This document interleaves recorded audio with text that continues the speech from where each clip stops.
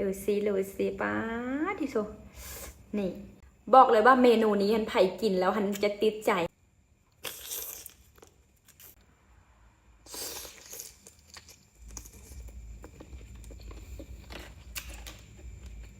แกะดูมาแล้วจ้าลองกินไก่แกะกับลูกตามความที่ของต้องการของ FC ทั้งหลายเห็นในคนคอมเมนต์ว่าอยากซิมนะทุกคนเขาก็เลยเป็นเปิดทับออเดอร์ให้ใครอยากซิมก็กดได้เลยจ้ามาซาหมดอดนะจ้าสำหรับราคาแม่นกล้องหนึ่ง60,000กีบแล้วทุกคนเดินแล้วจะได้อยู่ที่6ติ่นจ้าสีสันเป็นตาหน้าแซ่บแท้ป้าทุกคนนี่จะมีเลมอนนำสำหรับเลมอนนี่นะทุกคนบางมื้อก็อาจจะมีบางมื้อก็อาจจะบ่มีเด้อนี่ป้าจุดตัวนี่ทุกคนบอกเลยว่าเมนูนี้ฮันไผ่กินแล้วฮันจะติดใจแห้งเป็นเมนูกับข้าวก็ได้เป็นเมนูกับแกมแข้งดีทุกคนแกมเบียร์เย็นๆนี่เข้ากันปันอย่างทุกคนนี้ดูสิป้า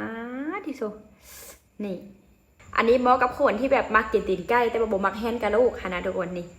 ไผ่ได้กินแล้วจะติดใจก็คือไผ่และก็บ่มีไผ่คือจ้าสูตรของสาวเอ็มแผ่นเพจเองนี่ทุกคนป้าพิจารณาแซ่บแท้ไปเดี๋ยวเราไปซีนมึงดูสิเป็นแนวใด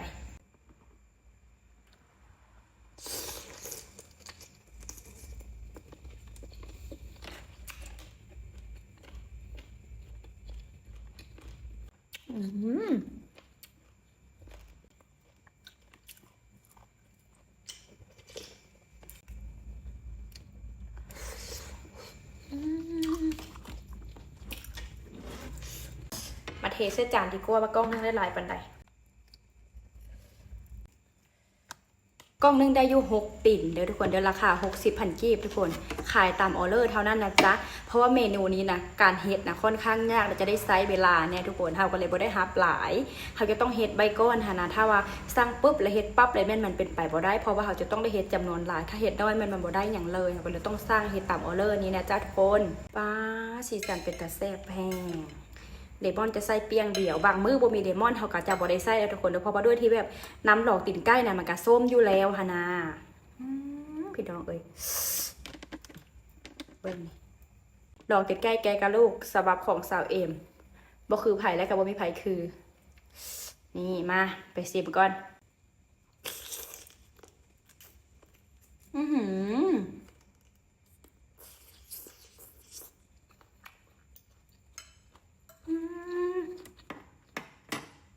รสมากค่ะ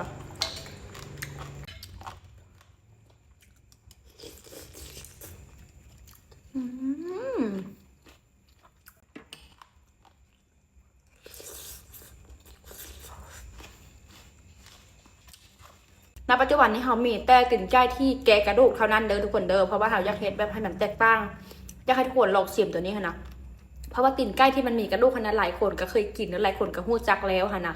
เขาก็เลยว่าตอนนี้ยังบ่เฮ็ดตัวนั้นแต่เขาจะเฮ็ดตัวแบบแกะกระดูกนี่ให้ก่อนเพื่อว่าอยากให้ทุกคนลองชิมเมนูนี้จะติดใจทุกคน